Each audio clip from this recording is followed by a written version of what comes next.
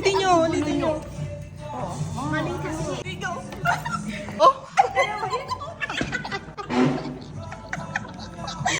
Hi mga bes, Samantha here. Dahil wala ako sa Pinas last time, na-miss ko yung dalawang celebrations ng mga bes ko. Birthday ng inaanak ko at isang binyag. Para makabawi ako sa kanila, tinirit ko na nga sila dito sa Cafe Galilea, Pulilan Brunch. Big check ang mga foods nila dito, and meron din silang drive-thru. And since love ko sila, I have pasalubong for them from Hong Kong and Macau. And since Christmas season din, it's time for exchange gift with them. Kasi diba, Christmas is the most wonderful time of the year. And Jesus Christ is the reason for this season. And tada, ito na nga ang mga gifts na na-receive namin from each other. At dahil highly recommended ang mga foods nila dito, umorder na nga ulit ako for the second time around for my mom and pasalubong for my little bro, Sean. Kaya for perfect bonding with your friends and family, Arat G, see ya!